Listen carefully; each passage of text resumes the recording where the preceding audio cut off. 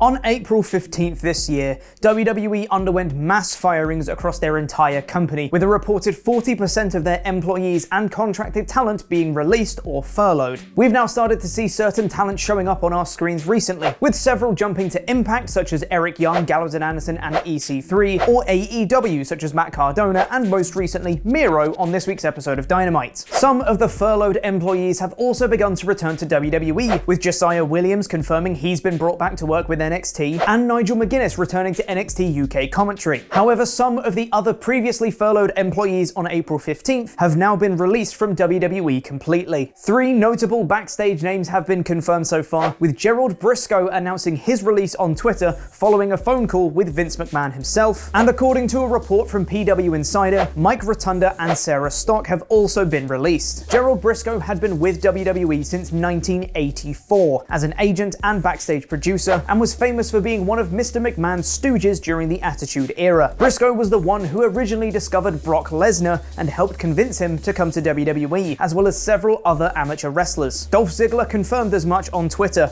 replying to Brisco's announcement, "Thank you for everything you do and did for me and all the other amateur wrestlers who wanted a chance to go pro," with Tucker of Heavy Machinery also stating, "I and many others, particularly in the amateur wrestling circle, have him to thank for our opportunity in WWE." Mike Rotunda, also known as Erwin R. Shyster, is the real-life father of Bray Wyatt and Bo Dallas, and had been with WWE as a producer and agent since 2006. Sarah Stock worked with WWE as a producer and developmental trainer since 2015, and is most well known for her work in Impact, Stardom, and CMLL as Sarita and Dark Angel. But those 3 weren't the only releases from this batch, as PW Insider reports that the releases were company-wide, focusing on those who had been furloughed in April, who they no longer had a need for. The report continues to say that the departments most greatly affected are the live events and travel teams, as they're currently not required due to the ongoing pandemic. Fightful Select also adds that many WWE salaries were reduced by tens of thousands of dollars, including office staff and employees, and the company is preparing for entire department cuts. Just a quick reminder that WWE is on course for its most profitable year ever.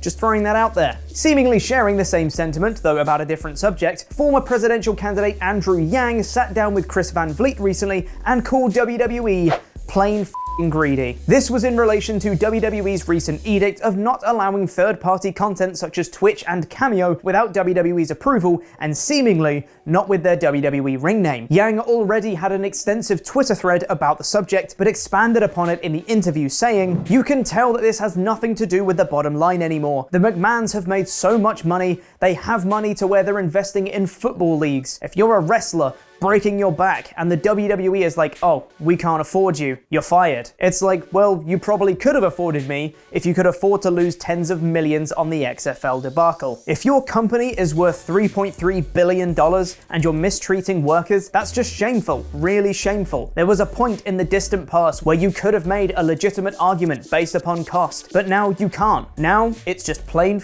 greedy. We can all see it. But it's not just WWE's profits or the amount of people they're releasing that's rising. SmackDown's viewership is also breaking records. Thank you for being awesome pledgehammers on Patreon. Mansoor is my favorite wrestler ever, and he can last Sean for longer than you in the ring. Last week's episode of SmackDown was widely praised by audiences, which saw Roman Reigns solidify himself as Universal Champion alongside Paul Heyman, and Bayley finally turn on Sasha Banks and brutally attack her. It's the latter of those segments that seems to have drawn everyone's attention, with the match of Nia Jax and Shayna Baszler defending their women's tag team titles against Banks and Bayley, and the following beatdown angle drawing a huge 2.32 million viewers, according to Dave Meltzer on Wrestling Observer Radio. This is reportedly the best audience for a segment of any wrestling show in months. But it's not just WWE seeing huge viewership, as the numbers are in for this week's episode of AEW Dynamite. This week's episode ran unopposed to NXT again, but this time it aired in its usual Wednesday time slot, and that fact, plus being the post-All-Out show, seemed to have helped immensely, with Dynamite drawing an average of 1,016,000 viewers with a .37 rating in the 18 to 49 demo. This is an increase of about 88,000 viewers from last week, week, and the first time they've managed to break the 1 million barrier since October 2019. Playing off their brilliant cold open segment from this week's episode, both MJF and Chris Jericho both took credit for the ratings in the same way at the same time on Twitter. Meanwhile, with NXT Super Tuesday 2 seeing the coronation of Finn Balor as a two-time NXT champion, the ratings remained strong, with the show drawing an average of 838,000 viewers, which is slightly down from last week's 849,000. However, their Tuesday ratings are noticeably higher than their usual Wednesday night time slot against AEW. And with talk of NXT permanently moving to Tuesday nights, it then raises the interesting question, which do WWE value more, raising NXT's ratings or diminishing AEW's ratings? NXT may be getting out of Wednesday nights at just the right time too, as another promotion is looking to join the Wednesday Night Wars. Sort of. MLW announced yesterday that starting next week, it will be moving to Wednesday nights, with their show starting at 7 p.m. EST. Luckily though, their weekly show runs for an hour before AEW Dynamite and NXT kick off at 8 p.m. EST. So if you just really can't get enough of wrestling on Wednesdays, this is a nice lead-in. And there's even more wrestling to take note of now, with NXT UK returning to in-ring action next week. But on last night's hype-building episode, they announced a new championship is coming to the brand. Ahead of their in-ring return next week,